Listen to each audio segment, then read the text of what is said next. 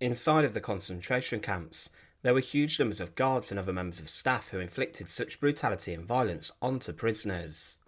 Following the Second World War, there were a number of war crimes trials which brought guards and even camp commandants to justice for their evil acts at camps such as Bergen-Belsen. A number of those, such as Rudolf Höss, the commandant of Auschwitz, was executed for his crimes, and he was killed on a gallows at the camp he once oversaw. One member of staff at Auschwitz, Mittelbau-Dora, and Bergen-Belsen, who became rather senior, was Franz Hossler. He was a sadistic killer who was responsible for executing and killing thousands of prisoners in his role as an SS overseer. Join us today as we look at the disgusting crimes of Franz Hossler, and remember to support our channel. Please make sure to subscribe.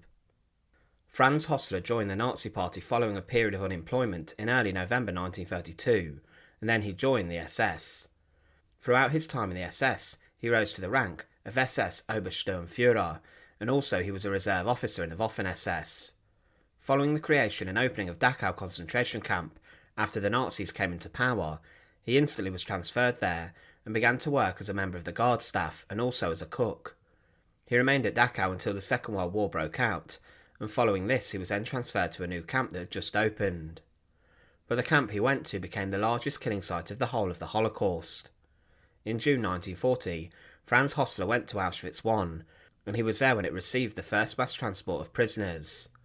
The camp initially was rather limited in its size until rapid expansion occurred under Rudolf Höss's leadership. First he managed the camp kitchens, and then he became a feared overseer, and also was used as a sub-camp supervisor. Quickly he rose throughout the ranks at Auschwitz I and became a work service leader in early 1941, and he was instantly used in the death processes at the camp. On the 28th of July 1941, he accompanied a number of 575 prisoners from Auschwitz I to Sonnenstein Castle, where they were all murdered inside of the gas chambers there.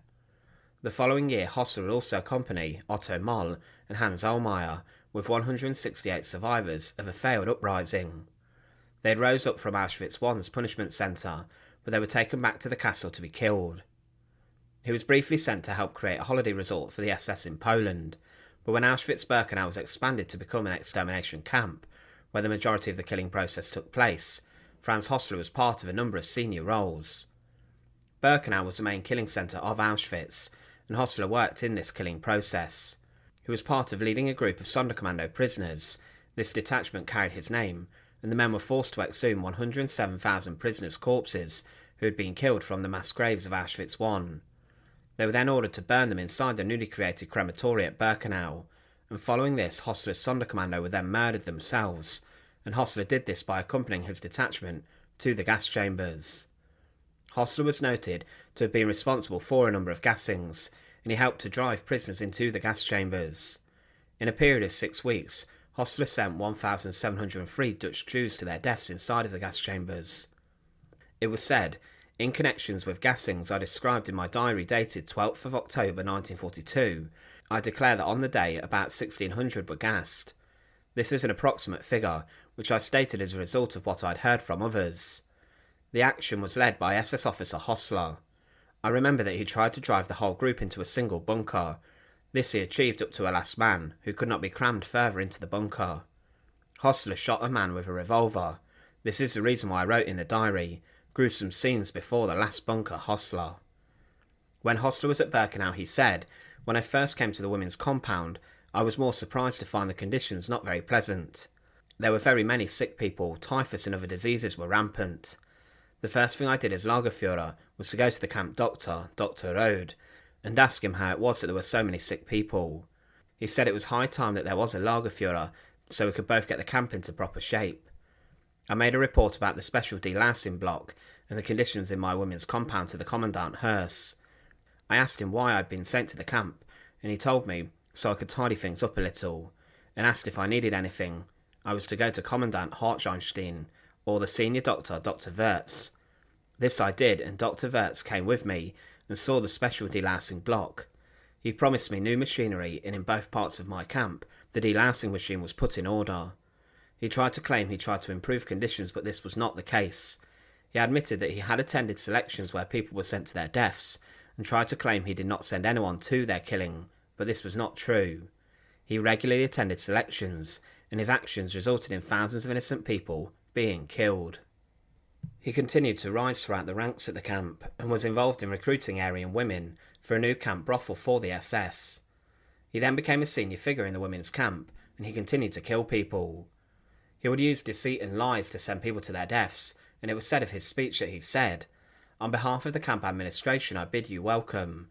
This is not a holiday resort, but a labour camp. Just as our soldiers risk their lives at the front to gain victory for the Third Reich, you will have to work here for the welfare of a new Europe. How you tackle this task is entirely up to you. The chance is there for every one of you. We shall look after your health, and also shall offer you well-paid work. After the war we shall assess everyone according to his merits, and treat him accordingly. Now would you please all get undressed, hang your clothes on the hooks we have provided, and please remember your number off the hook. When you have had a bath, there will be a bowl of soup and a coffee, or tea for all. Oh yes, before I forget, after you've had your bath, please have your certificates ready, diplomas, school reports and other documents, so that we can employ everybody according to his or her training or ability. Would diabetics who are not allowed sugar report to staff on duty after their baths? Following this, the people were sent to the chambers." But at his trial, more horror emerged about Hossler's actions at the camp. He admitted that he had hanged 4 girls who had been sentenced to death for breaking the camp rules, and that he was okay with performing this disgusting act. The prisoners would have been gathered to witness the public execution, with Hossler playing executioner. He read the judgment out to the crowd before he hanged all 4 women on the same gallows. Hossler was then sent to Mittelbau-Dora concentration camp, and he helped to evacuate prisoners from here towards Bergen-Belsen, as the Second World War was turning against the Germans. Here he accompanied and led a death march of prisoners towards Belsen, and would happily shoot prisoners who were not walking quick enough. Hossler during the evacuation gave instructions for 9 prisoners, who were on an ambulance wagon, to be shot dead. On the 8th of April 1945, along with his transport, Hossler arrived at Bergen-Belsen, and he became the deputy camp commandant under Josef Kramer. Whilst here he was responsible for executing prisoners, and he continued to shoot prisoners who were ill, and regularly carried out murders of prisoners on a daily basis. He became a hitman, who attacked the prisoners with brutality, and he continued to kill up until the camp was liberated. When the British liberators turned up at Bergen-Belsen, they found complete carnage and devastation around every corner. Inside barracks, thousands of dead prisoners were found, and disease was rife throughout.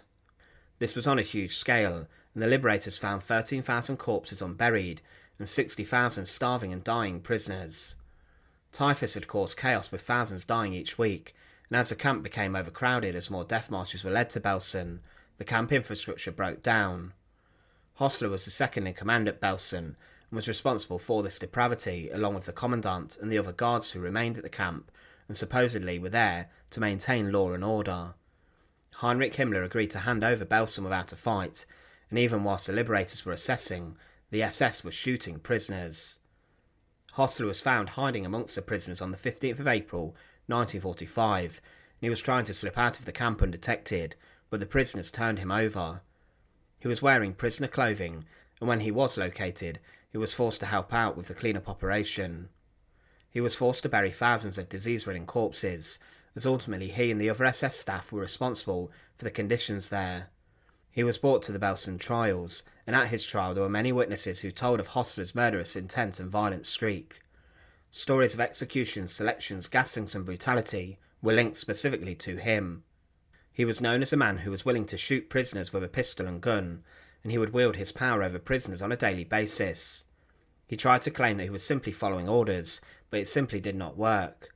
He claimed that when he hanged the 4 girls in the women's camp of Auschwitz, he tried to say it was wrong to his superior, but then was told to just follow orders, and he had to do it. But it was clear he was a prolific person at selections, who took great pride in selecting prisoners to go to their deaths inside of the gas chambers.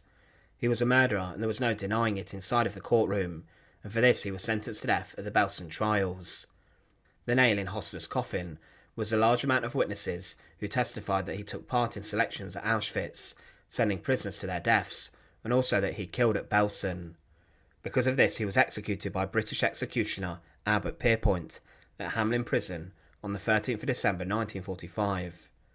Franz Hossler was one of many executed following the Belsen Trials, which included the notorious guards Irma Grazer Elizabeth Falkenrath and Josef Kramer. He was a senior figure who became a deputy camp commander of Bergen-Belsen, and it was clear to everyone in the courtroom how evil a man he really was. He was a devoted Nazi who would do anything to eradicate those who the Nazis hated. Thanks for watching. To support our channel, please make sure to subscribe, and once again, thank you so much for watching.